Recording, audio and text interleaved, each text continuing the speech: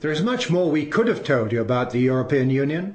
The fact that it operates a system of bookkeeping enabling massive and continuing fraud, resulting in its own auditors failing to accept and sign off the books of account for any of the years since 1994. The fact that all the important decisions affecting you and I are taken behind closed doors, in total secrecy, and the fact that all the people who make those decisions are unelected to those positions, unaccountable to anyone, and largely unknown. But time does not permit. Whatever happens from now on depends very much on you. You must make up your mind as to what kind of country you want to live in, and in which your children can grow in freedom. If you are disturbed or concerned by what you've seen in this film, please don't take our word for it. Check it out for yourself. A list of books, pamphlets and other sources are included at the end of this film. Vladimir Bukovsky spent a total of 12 years in Russian psychiatric prisons and labour camps for defending human rights during the 1960s and 1970s. His last period of imprisonment was in 1971. He came to the West in 1976 and now lives in Cambridge. He has experienced firsthand a system which he considers ominously similar to the one being imposed upon us. If he is right, then the Britain you and I know truly is on the brink of extinction.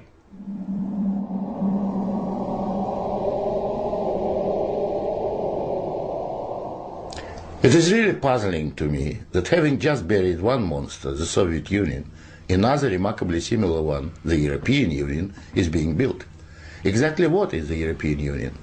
Perhaps by examining the Soviet version we can get the answer. The Soviet Union was governed by 15 unelected people who appointed each other and who were not accountable to anyone.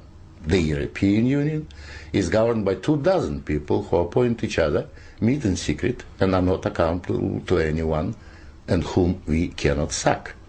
One might say that the EU has an elected parliament. Well, the Soviet Union had a parliament of a sort too, the Supreme Soviet, which just rubber-stamped the Politburo decisions, pretty much like the European Parliament does, where speaking time in the chamber is limited within each group and often amounts to 1 minute per speaker. In the EU, there are hundreds of thousands of bureaucrats with their huge salaries, their staff, servants, bonuses and privileges, their lifelong immunity from prosecution, which is simply shuffled from one position to another, no matter what they do or fail to do. Is this not exactly like the Soviet regime? The Soviet Union was created by coercion and very often with a military occupation. The European Union is being created admittedly not by armed force, but by coercion and economic bullying. In order to continue to exist, the Soviet Union spread itself further and further. The moment it stopped spreading, it started collapsing. And I suspect the same is true of the European Union. We were told that the purpose of the Soviet Union was to create a new historic entity, the Soviet people, and that we must forget our nationalities, our ethnic traditions and customs. The same seems to be true of the European Union. They don't want you to be British or French, they want you all to be a new historic entity, European, to suppress all your national feelings and live as a multinational community. After 73 years, the same system in the Soviet Union resulted in more ethnic conflict than anywhere in the world.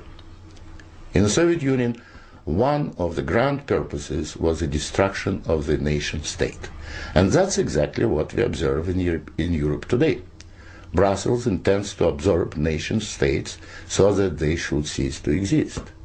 Corruption was built into the Soviet system from top down, and so it is in the EU.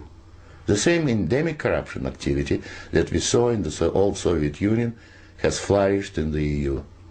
Those who oppose or expose it are silenced or punished. Nothing changes.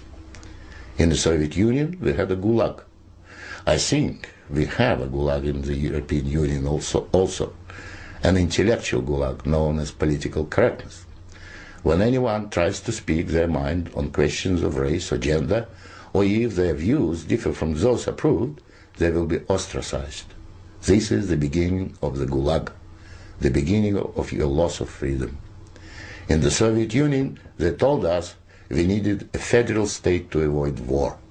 In the European Union, they are telling you exactly the same thing. In short, the same ideology underpins both systems.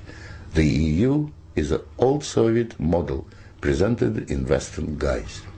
But again, like the Soviet Union, the European Union has within itself the seeds of its own demise. Unfortunately, when it collapses, and it will leave immense destruction behind, and we will be left with huge economic and ethnic problems. The old Soviet system was incapable of reform, so is the European Union. But there is an alternative to being ruled by those 24 self-appointed officials in Brussels. It is called independence. You don't have to accept what they have planned for you. After all, you have never been asked if you wanted to join. I have lived in your future, and it didn't work.